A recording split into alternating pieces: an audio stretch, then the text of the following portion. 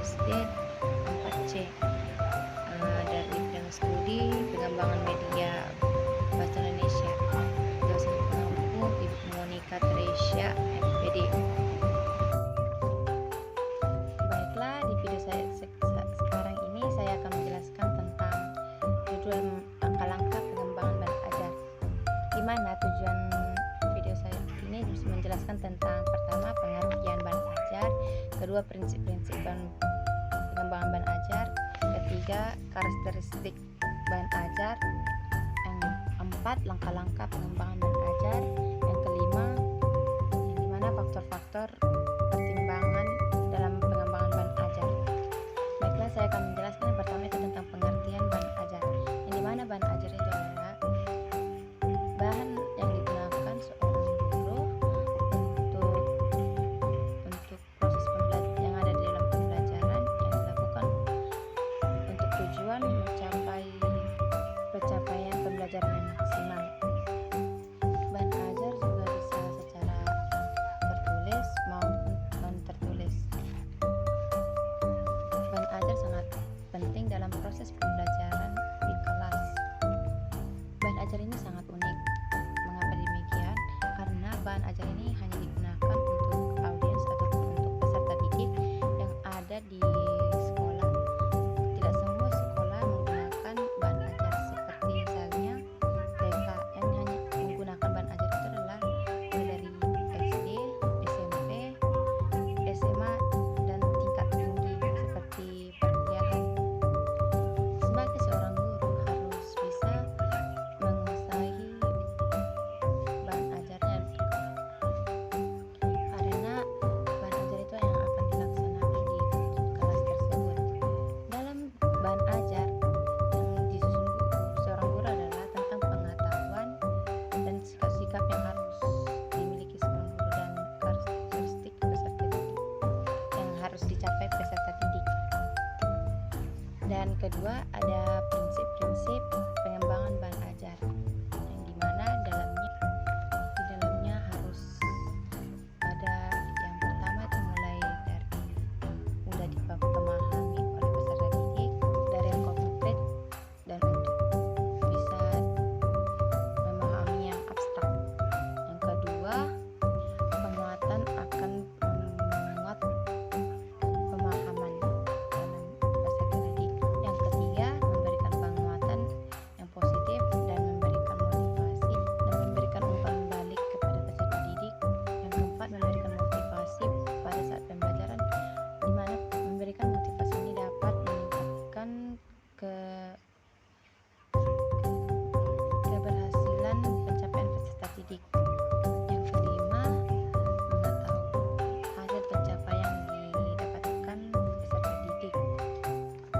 Yang C, menjelaskan tentang karakteristik peserta didik, di mana dari penjelasan karakteristik pengembangan ban ajar, pembelajaran adalah merupakan rangkaian upaya yang dilakukan oleh peserta didik untuk mencapai pembelajaran atau kompetensi yang maksimal yang dicapai oleh peserta didik. Dalam karakteristik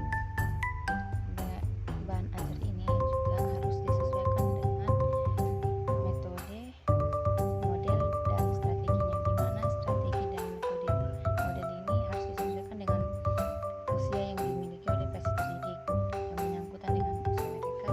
Kemudian di langkah-langkah pengembangan ban ajar, yang dimana langkah-langkah tersebut yang pertama itu adalah menganalisis, di mana menganalisis berfungsi untuk mengidentifikasi awal perilaku peserta didik. Hal ini berkaitan dengan tingkat kemampuan dan penguasaan mereka dalam bidang-bidang pembelajaran yang mereka kuasai.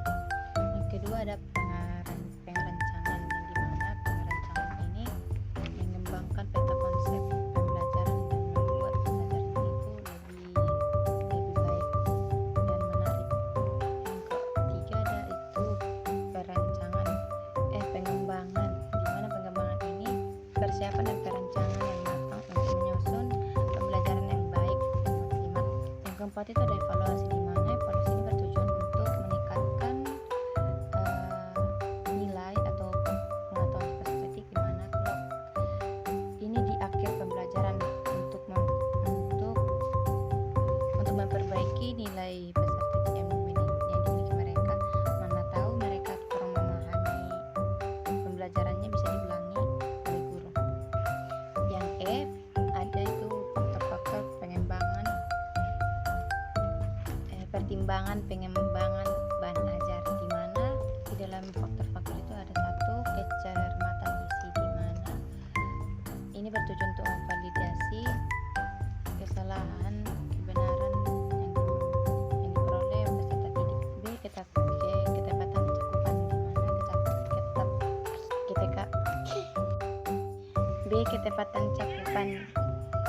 di mana ketepatan cakupan ini berhubungan dengan isi bahan ajar yang digunakan oleh seorang guru dari sisi keluasan dan kedalaman isi materi yang ada di bahan ajar. Yang ketiga ada kecermatan, di mana kecermatan ini adalah diartikan bahasa yang digunakan guru dapat dimengerti oleh peserta didik dengan mudah dan bahasanya dapat dimengerti dengan mudah. Yang kedua penggunaan bahasa. Yang keempat ada penggunaan bahasa, di mana penggunaan bahasa ini yang dapat dimengerti oleh peserta didik dan mudah dimengerti oleh peserta didik. Yang kelima ada itu ilustrasi, di mana ilustrasi ini berbentuk dengan grafik, tabel, diagram, dan kartun gambar, sketsa, dan simbol.